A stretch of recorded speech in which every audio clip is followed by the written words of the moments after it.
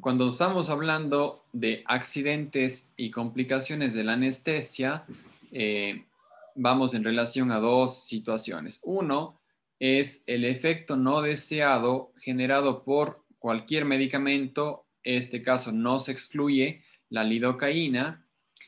Las complicaciones pueden ir debido también a lo que es una cantidad excesiva en relación al peso de nuestro paciente.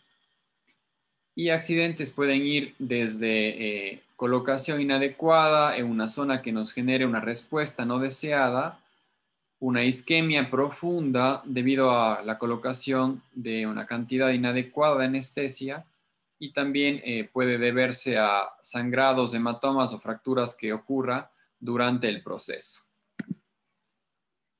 Hay diferentes tipos de clasificaciones respecto a los accidentes en anestesia local.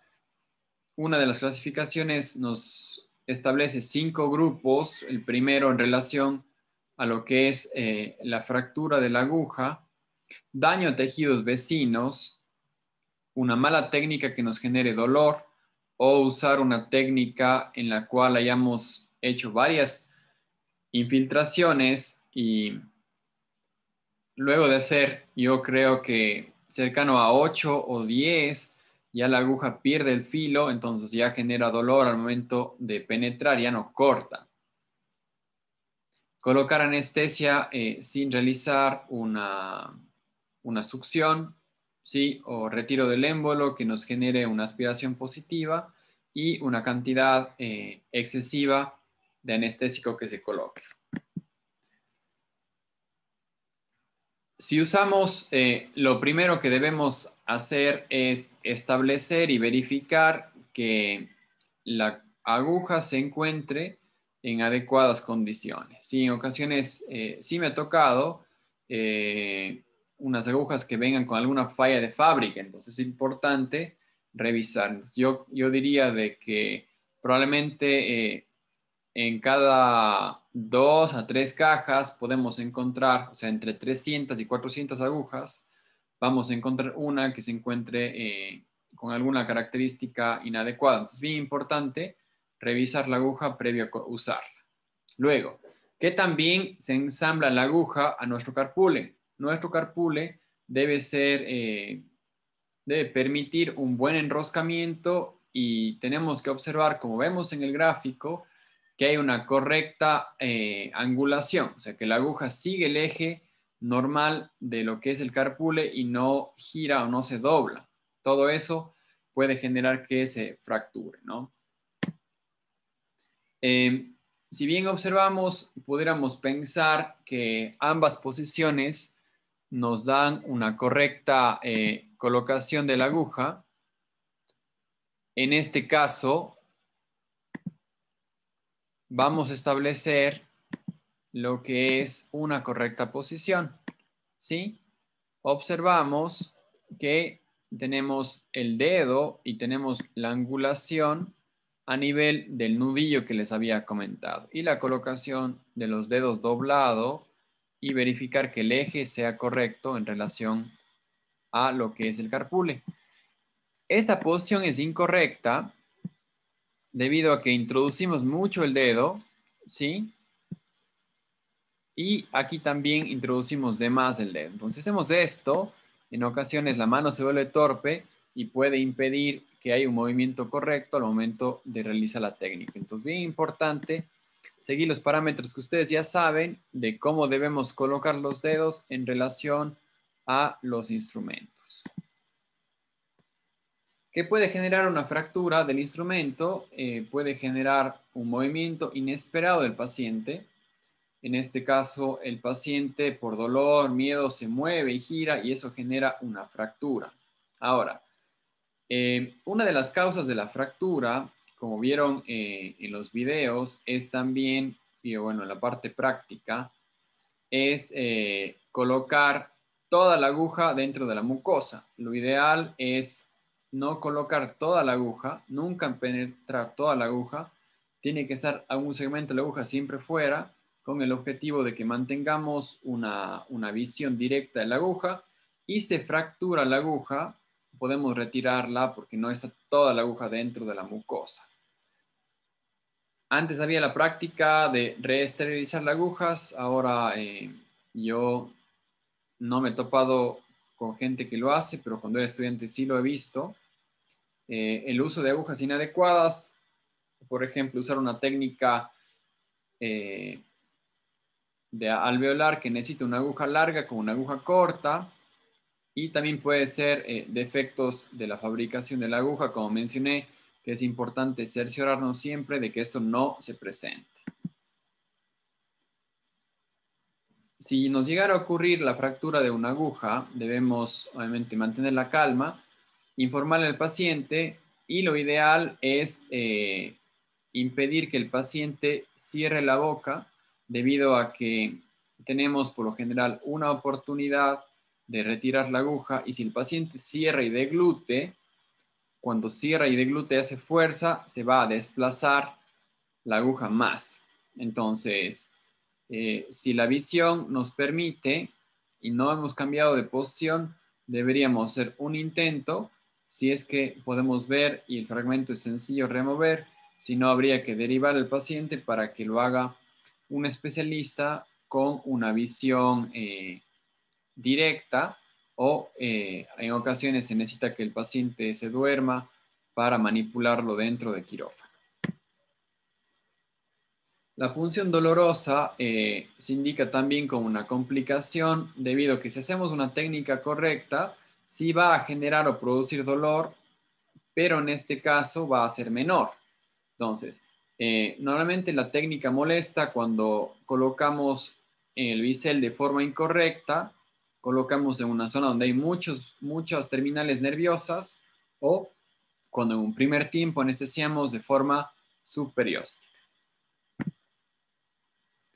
La aspiración positiva realmente se tiene que realizar de forma protocolaria, y funciona siempre y cuando estemos usando un anestésico de vidrio y un carpule de una marca reconocida, debido a que los carpules normalmente, los genéricos o los estándares, no tienen un filo adecuado para sujetar de forma correcta el caucho o el émbolo para hacer el retiro de la presión positiva.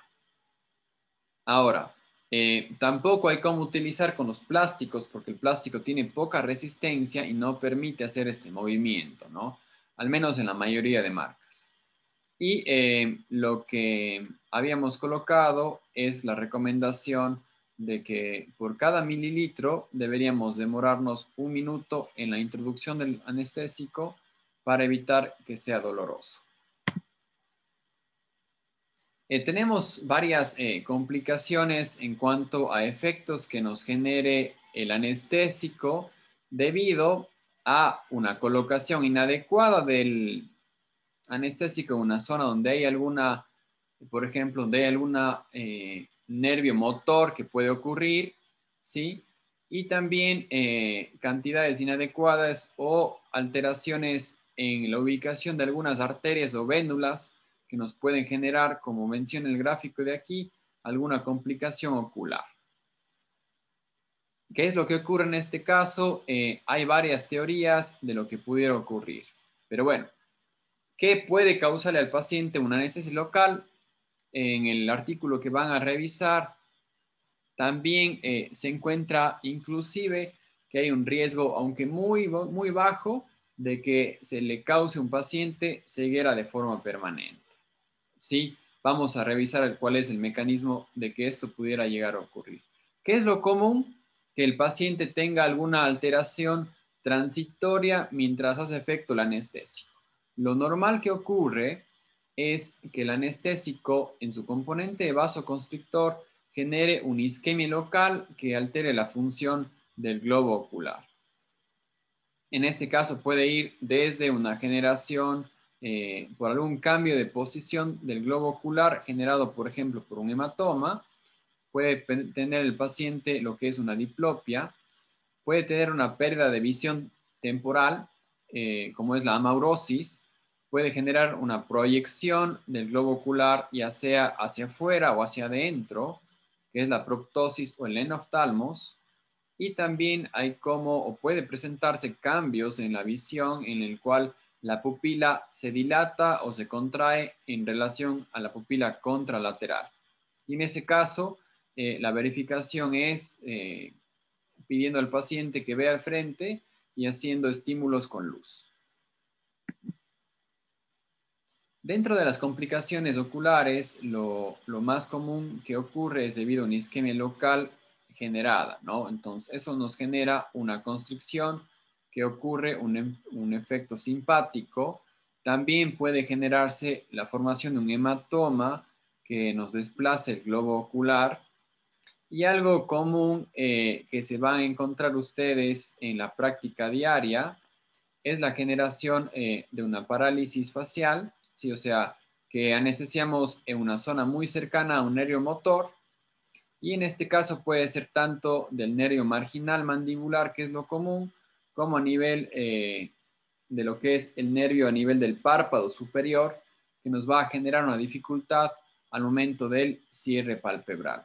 Este fenómeno de las zonas del tercio medio del cuerpo se le conoce como una parálisis de Bell, que ocasionalmente se debe a que hay una anastomosis a nivel de la cápsula de parótida en relación a la cuerna del tímpano. Esa es una revisión un poco de cómo se encuentra nutrido el globo ocular, el párpado en relación a los vasos sanguíneos. Principalmente se nutre a través de la carótida y tenemos que la parte externa o periférica del globo ocular se va a nutrir a través de las arterias ciliares, y tenemos que la parte central del ojo se nutre a través de la arteria central de la retina, y otra arteria que viene involucrada y por lo general es la que lleva el efecto negativo es la arteria estoftálmica. Entonces, normalmente, ¿qué ocurre? Que un paciente genere, por ejemplo, una diplopia o una visión doble debido a un estímulo generado por la arteria oftálmica por la relación que tiene este con el nervio alveolar. Y la amaurosis, que sería una pérdida de visión transitoria que se ocurre por una isquemia generada por la falta de llegada de sangre, en este caso en la parte terminal, que es la arteria central de la retina, pero va a ser vía anastomosis de la arteria oftálmica y la arteria meningia media, cercano con una arteria que se encuentra en la zona del canto interno del ojo, como es la arteria lagrimal. La ventaja que este es un proceso poco frecuente y es transitorio. También puede ocurrir lo que es una triada en relacionado al síndrome de Horner, que puede generar una proyección del globo ocular, una alteración a nivel de la pupila, generando con una midriasis y una visión doble por la diplopia. Hay varias teorías. Yo lo que he revisado un poco y lo que he visto más probable es que ocurra la teoría número 3, debido a que cuando colocamos una anestesia de forma incorrecta a nivel del plexo pterigoideo, podemos llegar a una posición cerca de la arteria oftálmica y generar este efecto de vasoconstricción. La teoría 2 va en relación a la relación de la arteria oftálmica con la arteria alveolar, veo un poco menos frecuente, o también en bloqueo del ganglio ciliar, que se encuentra también en la zona que puede ocasionar esta triada de Horner. Eso, bueno, iba en relación un poco de tener una variante anatómica, tener alguna anastomosis de estructuras nerviosas junto con una técnica en ocasiones no pulcra, o sea, ligeramente en una posición no adecuada que nos puede llegar a generar este tipo de problemas, aunque es relativamente bajo. Lo otro que vamos a revisar es los efectos negativos que ocurren debido a una sobredosis. La razón por la cual se les indica memorizarse la tabla de dosis máxima es justamente por esto, para evitar que nuestro paciente llegue a dosis elevadas y genere una sobredosis de leve a moderada o de tipo severa. Lo que se ha revisado es que en pacientes que no utilizan vasoconstrictor y principalmente la mepivacaína, esta combinación la usamos principalmente en pacientes hipertensos no controlados, pueden llevar a una sobredosis si se coloca mayor de la cantidad recomendada por LIP y Malamet. Habíamos revisado que más o menos LIP maneja los 3 miligramos por kilogramo en lo que es la mepivacaína y la relación de Malamet va en cercano al 4.4 miligramos por kilogramo que no deberíamos superar. Otra de las recomendaciones que tenemos en este caso, justamente Malamet nos marca un poco de la colocación del anestésico con vasoconstrictor y sin vasoconstrictor y las dosis máximas, que ya revisamos en el cuadro premio.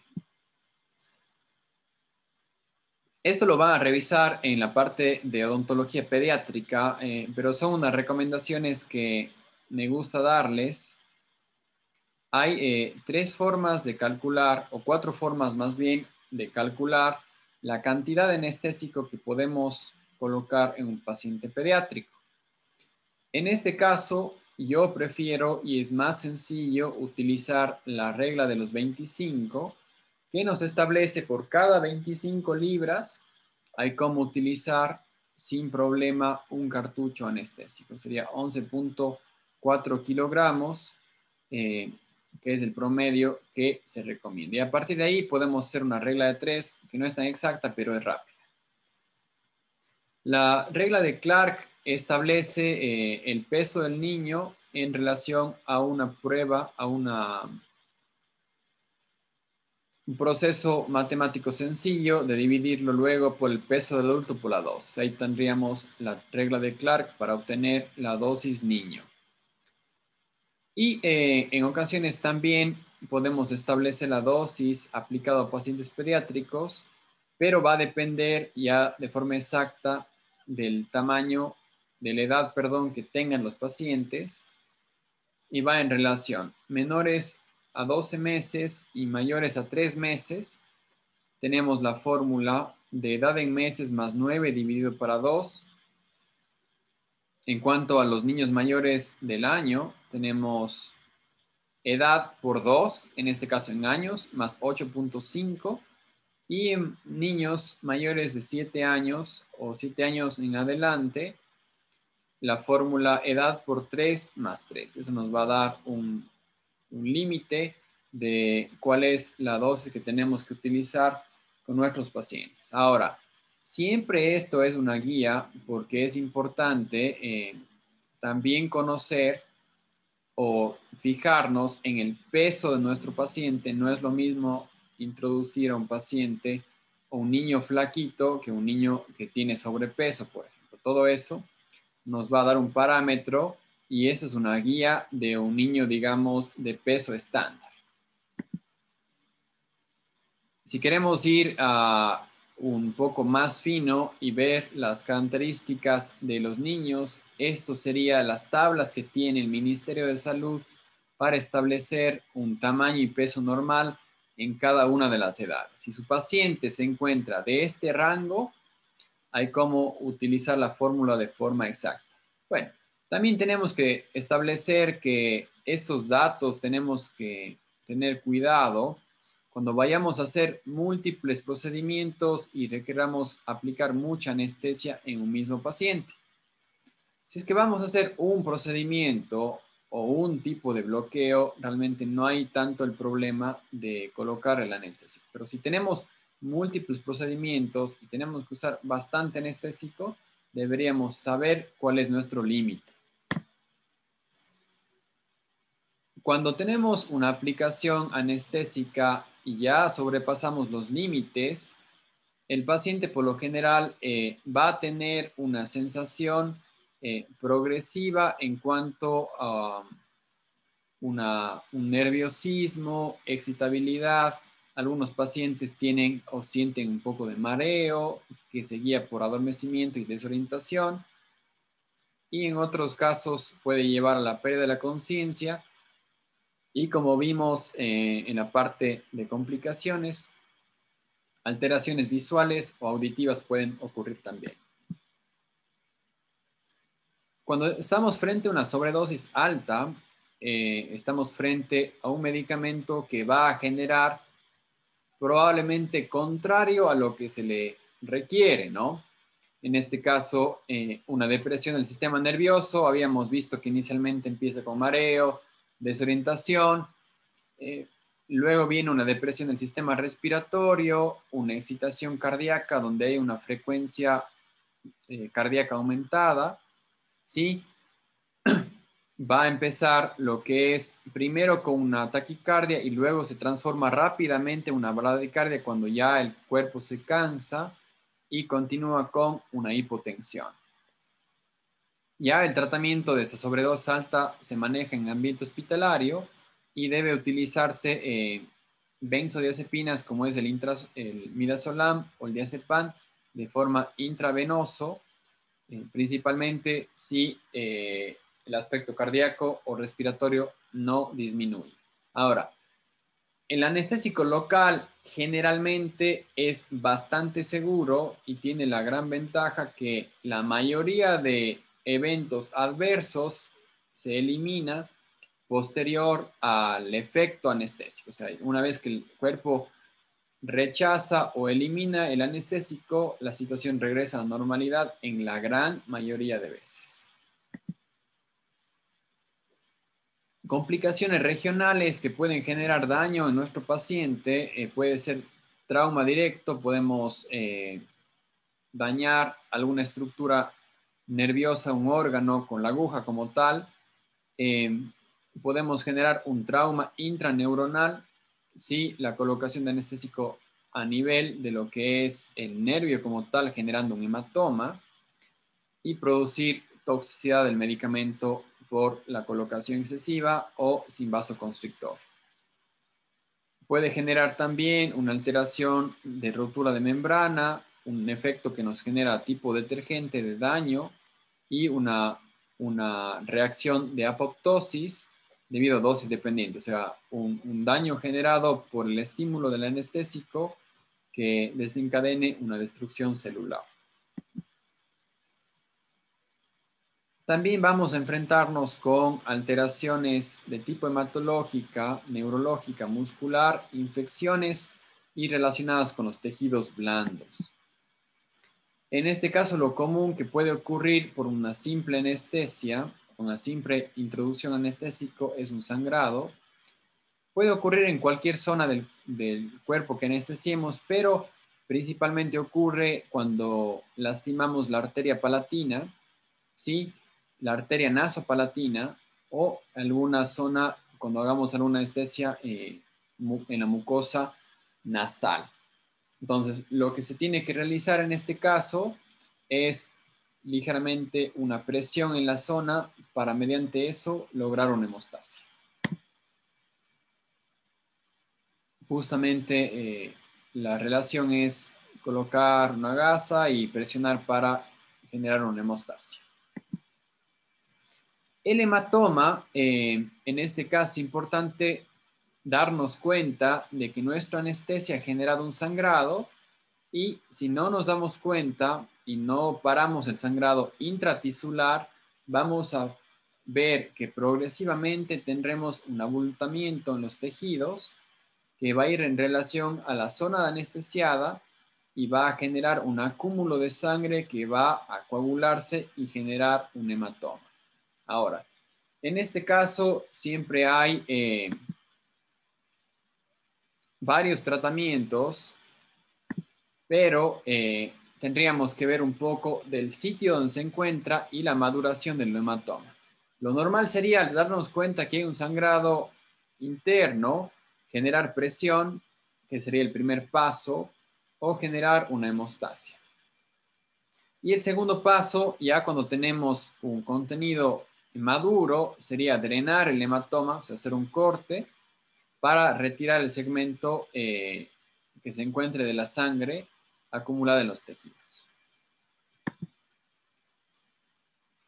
Entonces, si observamos también, no es frecuente que ocurra y va a dejar esos restos, como por ejemplo en la coloración violácea posterior al hematoma. Si esto ocurre durante el procedimiento, deberíamos igual informar al paciente, suspender el procedimiento, hacer una presión o compresión de la zona, indicar hielo primero y posteriormente calor, y siempre toda colección sanguínea que no sea completamente drenada, es importante mantener una medicación antibiótica para evitar que se colonice ese rico contenido proteico que es el hematoma. La equimosis que ya revisamos un poco en las respuestas normales del cuerpo es una extravasación sanguínea que ocurre por cualquier manipuleo, por un golpe, por un traumatismo, y en este caso también puede generarse por un procedimiento anestésico. No ocurre al momento, sino toma tiempo que pigmente la mucosa o la piel, la sangre que se extravasa, y normalmente dura casi en promedio de 10 días. La isquemia tenemos que tener cuidado principalmente cuando hacemos una técnica infiltrativa a nivel del paladar. Recordemos que a este nivel encontramos solamente mucosa, periósteo y hueso. No tenemos ni músculo ni un componente muy grande en relación al tejido celular subcutáneo. Y lo que puede ocurrir cuando hacemos esta anestesia a nivel de paladar es que dañemos a nivel de lo que son las glándulas salivales menores y generemos una cialometaplasia necrotizante, que ocurre cuando anestesiamos varias veces o una cantidad exagerada en un primer tiempo anestesia, con el objetivo de bloquear el nervio palatino anterior o los nervios palatinos accesorios. Entonces, es uno de los casos clínicos que me ha llegado a mí. He visto dos realmente, que en una clínica le han intentado retirar un premolar, pero como no le ha hecho bien efecto el paciente el anestésico, le han colocado varias veces el anestésico en la zona del paladar. Eso le genera una isquemia. Ahí estamos conformando como un tipo de equimosis que se transforma ya en un tipo de pigmento, y posteriormente esa zona que ven ustedes violácea se necrosa y luego se genera una úlcera que es dolorosa y tiende a cicatrizar lentamente, pero al final el paciente termina reparándose la mucosa. Entonces, aquí es importante, o se recomienda, no manipular más al paciente y esperar que el paciente se recupere de forma autónoma, ¿no? Solamente indicando una higiene normal adecuada y ayudando con enjuagues bucales. Este es el mismo, pero es tomado de un libro. Y algo que les va a tocar, justamente la imagen que estamos observando, es un bloqueo no deseado de un músculo que permite el cierre del párpado mediante anastomosis de la cuerda del tímpano. Normalmente cuando anestesiamos un diente superior y lo hacemos muy profundo, puede generar un bloqueo a nivel de lo que es la función propia del párpado. En este caso tenemos que verificar el resto de alteraciones, verificar el estado de conciencia del paciente, preguntar si siente ansiedad, si está con un proceso de nerviosismo, y también si tiene algún cambio de la visión, ¿no? Si ve doble, si ve borroso. Normalmente lo correcto es colocarle un parche tipo pirata en el ojo, porque el párpado va a dejar de funcionar y se puede resecar lo que es la conjuntiva, ¿no? O la córnea como tal. En este caso es importante cerrar el párpado durante el efecto anestésico, normalmente una media hora, una hora, y luego pedirle al paciente que se retire. Dependiendo del procedimiento que vayamos a realizar, el procedimiento puede continuarse o podemos hacer una cita en otra fecha.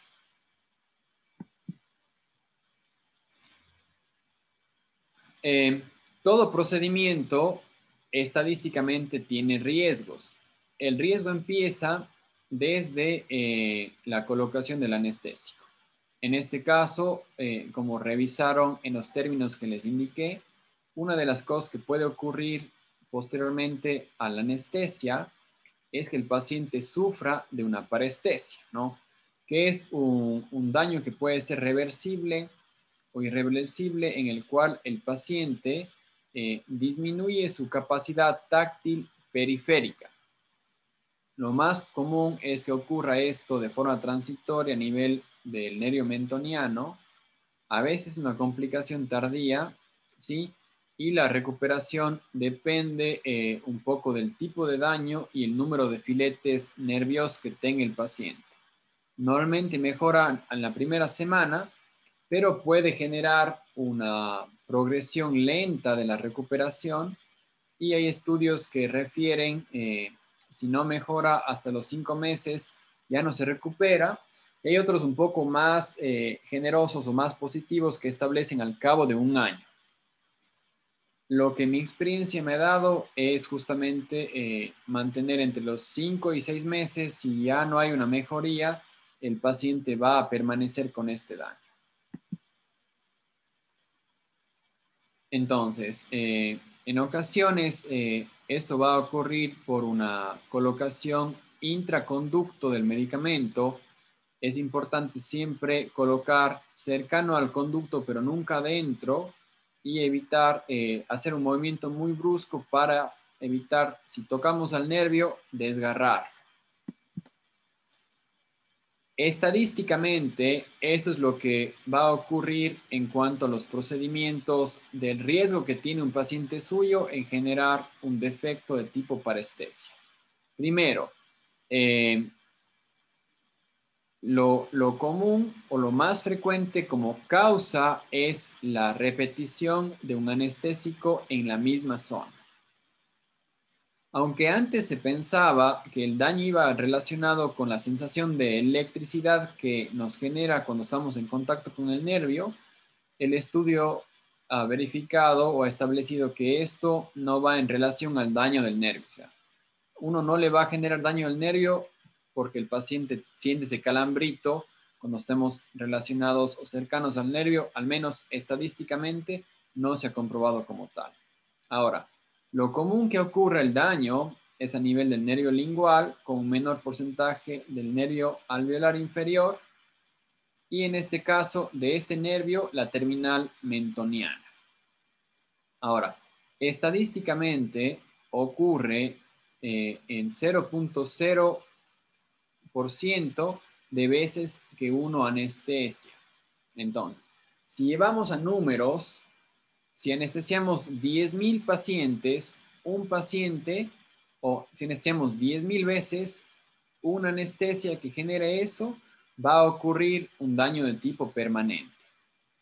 Y si anestesiamos más o menos entre 500 y 1,000 veces, probablemente tengamos un paciente que genere una parestesia temporal. Es importante esto y es estadística, ¿no? Mientras más hace usted, más se va a encontrar. Yo aproximadamente debo tener probablemente unas 20,000 anestesias. Entonces, a mí casi todo ya me ha ocurrido, ¿no? Es una ventaja porque ya reconozco los signos y síntomas. A todos los pacientes les prevengo que pudiera llegar a pasar y también les ayudo con un plan de tratamiento que vamos a conversar. ¿Por qué el nervio lingual es más afectado? Debido a que histológicamente tiene una variante en cuanto a su presentación de fascículos. Puede tener entre 1 y 8 fascículos, ¿sí? Pero también puede presentar un solo fascículo. Si tenemos solo un cable y lastimamos ese cable, es más común que el daño sea permanente, a diferencia que si lastimamos 2 de los 8 cables o fascículos, el daño puede ser revertible. Estadísticamente, el estudio también ha comprobado que el daño se presenta más comúnmente cuando usamos articaína y prilocaína, pero no se ha establecido el porqué. Las causas directas de este daño de parestesia puede ser un trauma directo, o sea, con la jeringa lastimamos al nervio, por un hematoma intraneural que coincide que perfectamente colocamos el anestésico dentro del nervio y generamos un hematoma, y un potencial neurotóxico del anestésico en la zona del nervio. Tratamiento, no hay un tratamiento establecido o estándar. Lo que comúnmente yo hago es, le ayudo al paciente en cuanto a la reparación de su propio cuerpo mediante un complejo vitamínico que es el núcleo CMP Forte, tomado entre 8 a 12 horas. Por lo general lo tomamos al menos 15 días, a veces lo alargamos hasta 3 semanas, un mes. Cuando el paciente se empieza a recuperar, tiene un proceso de una hiperestesia y eso genera dolor, y el dolor se lo controla con pregabalina, por lo general de 75 miligramos cada 12 horas o 24 horas. También puede ayudarse lo que es la electroestimulación y el uso de este medicamento que no lo he visto aquí en Ecuador, pero se recomienda en los textos, que es el gangliósido GM1, que ayuda en el recambio celular. La terapia de láser también se ha indicado que ayuda en la reparación, no tengo experiencia en eso. Y cuando hay un daño mecánico por sección, o sea, por corte, la recomendación es suturar con hilo pequeño tipo oftalmológico de 8 y 10 ceros.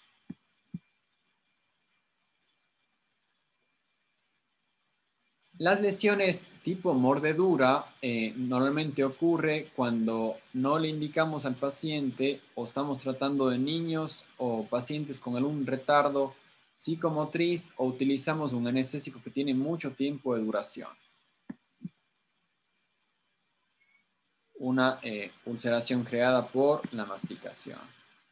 Entonces, en este caso es importante que el paciente que vaya acompañado entienda las indicaciones y evitar que el paciente coma o tome líquidos hasta que no pase el efecto anestesia.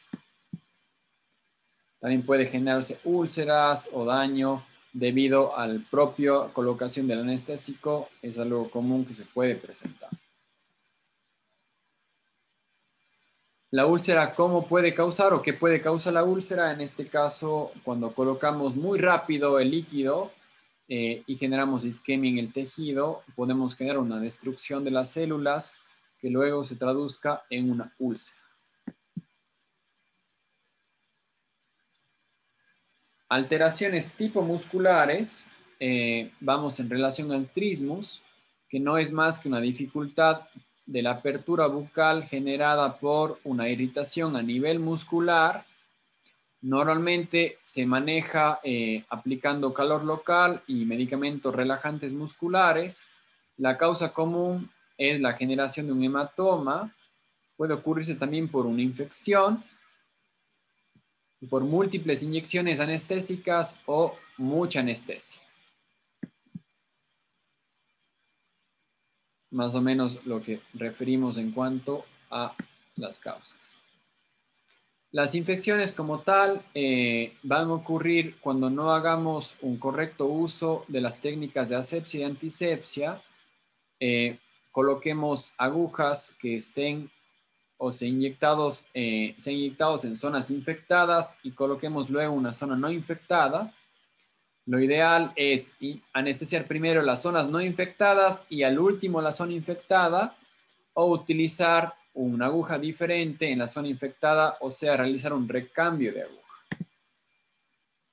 Bueno, la parte de infecciones nos toca ver en otra clase, y con lo que voy a terminar es un poco este dato de esta enfermedad, que es la metahemoglobinemia, que aunque es raro y comúnmente va relacionado con los medicamentos derivados, no lamina sino Lester, es una degradación que genera el anestésico local, principalmente la benzocaína y la prilocaína, en relación a la presentación o a la presencia de oxígeno en la molécula de la hemoglobina.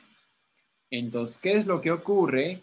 Genera un daño a nivel de la molécula, generando un paso de la estructura molecular de ferrosa a ferropénica, o férrica, perdón. Y esto lo que va a ocurrir es que le quita la capacidad de la hemoglobina de llevar correctamente el oxígeno. Ocurre normalmente de 2 a 4 horas posteriores a la colocación del anestésico derivado del éster.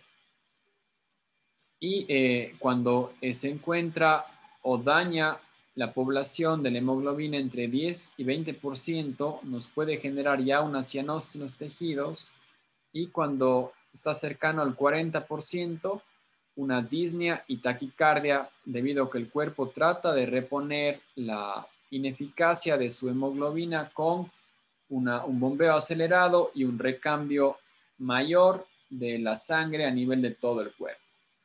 La indicación del tratamiento de este medicamento es a nivel hospitalario y se utiliza el metilene azul de 1 a 2 miligramos por kilogramo. El artículo en relación a este capítulo está muy interesante, está subido en el EBA para que lo lean con cuidado, no lo tomen como tarea en sí, sino utilícenlo para que estén prevenidos en tratar cualquier complicación y, más importante, identificarla de forma temprano en su consultorio.